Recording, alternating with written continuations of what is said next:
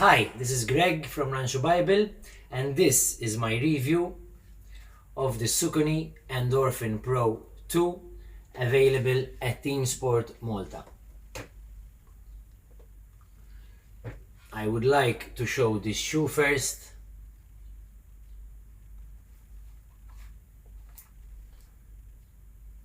Okay, let's start by talking about the basic specifications of this shoe. It is a 225 grams in my size 43. 225 grams is a lightweight shoe. Okay, we're not talking about a heavy shoe here. It's very light, and that is the purpose of this shoe, to go fast. Okay, when someone creates a light shoe, there's that important aspect there that wants you to go fast. Okay, we will now talk about the stack height. It runs with an 8mm drop, and there is some differences here because when I tried to see exactly the stack height myself, it didn't match the stack height I found.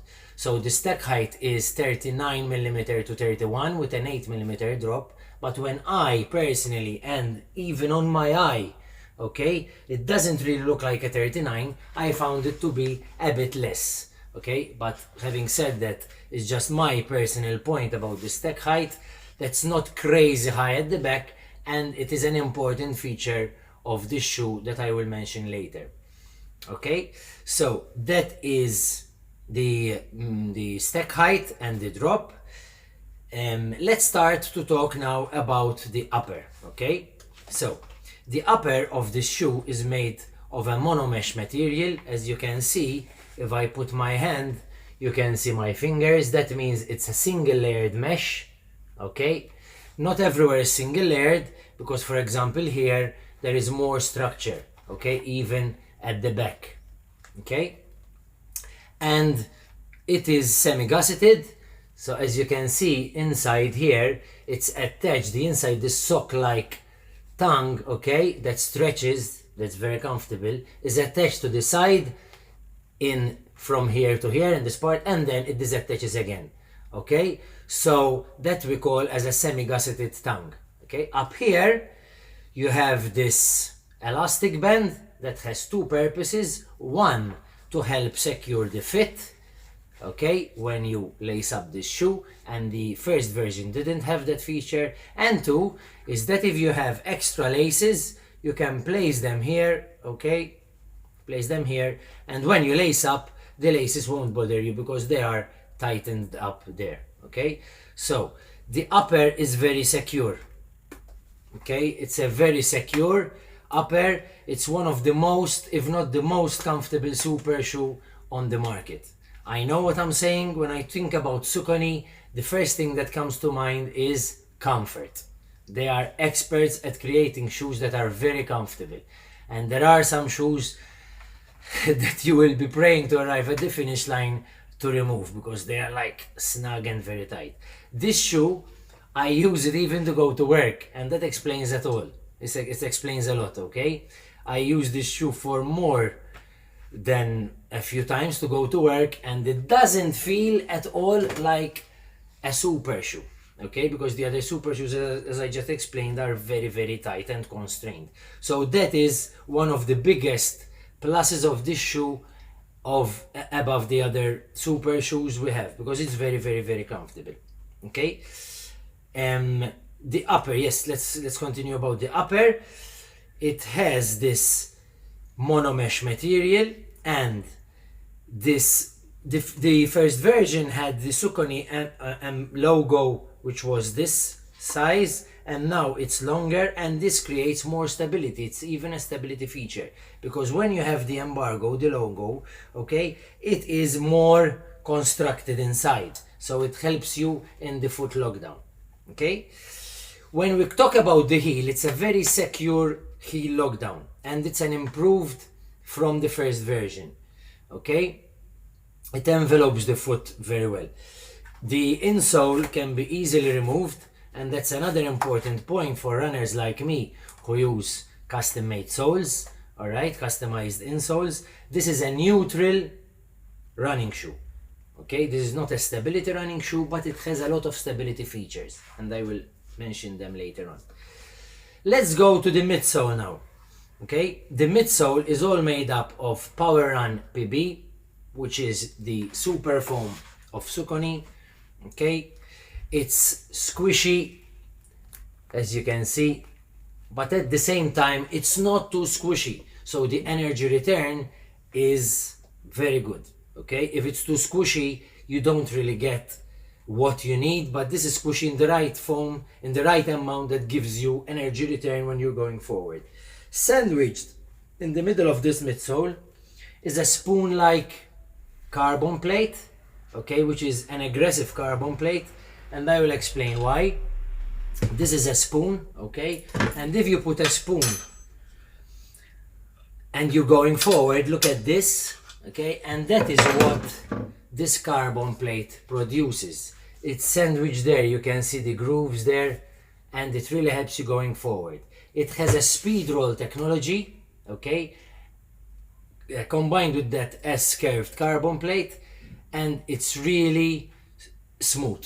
Okay, when I started to run in this shoe, I felt immediately that it was love at first stride. Okay, because it helps you go forward. It's smooth, guys. No? It's not crazy poppy that puts you here and there, but it's smooth and propels you in the right way. It's particular, very particular, and I really like it because it's safe. Okay, it's safe. Why? And I will tell you why it's safe. Because all the geometry put together, that the form fit of the upper, okay, the speed roll technology that helps you go forward, the combination of the midsole with the carbon plate together, and the lightweight composition is a recipe for success of this shoe. Okay, let's talk about the outsole now.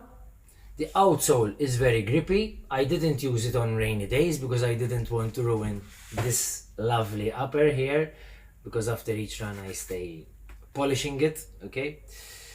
But it's really grippy. I had no problems whatsoever with this outsole that runs from forefoot to the heel with a little bit of exposed Power Run PB in the middle. I had one time after a run a pin stuck in there, but I stuck it out and business as usual.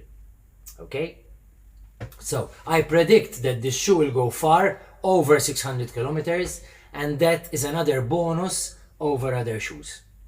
All right, so what is this shoe made for? This shoe is made to go fast, but personally, and this is the most important point I would like to share with you, I didn't see it in other opinions of reviewers, but in my opinion this shoe is good for slow days, is good for tempo days, and is good for race days, and that makes this shoe special. Okay, I took this shoe not once but more than once. I kept reaching for it for my daily runs, and that explains it all. Okay, because it's very smooth and helps you go forward, but not crazy forward. Okay, so it's not dangerous for you to use even on daily runs. If you want to use it for interval sessions, for tempo runs, which I used it on track, it's good as well, and it's better for that because it's made for that. Race day shoe, it is appropriate for race day shoe as well. So this shoe is very versatile because, as you can see, it hits a lot of boxes. And is it a weekend warrior? Yes. If you want to go for a 20 kilometer with a fast last part of the run, this is good as well and very appropriate for that too. Okay, what can I say else about this shoe? I really like it. Okay, it has a lot of aesthetic features that I like. For example, this at the back, the inside, the knit, how it's done. Okay, it's even fluorescent.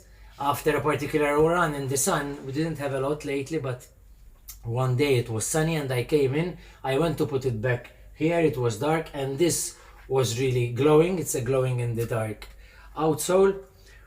And as I said, this shoe is good for many runners, different types of runners. For the elite, will the elite choose this shoe? They can, but I think it's more appropriate for those runners who run 3 to 4 times a week, maybe don't run 120 kilometers a week, but are on a 40, 50, 60 kilometer periodization week, and they are doing a 5k in 21 minutes, 20 minutes, going to 19 minutes. This shoe is super for that level of runner, even for higher tier runners, but it is very appropriate for a runner who wants a shoe that can do various sessions and particular runs. Okay, so that is my review of the Saucony Endorphin Pro 2. I hope you like it. Take care of each other, and remember, today's good mood is sponsored by running.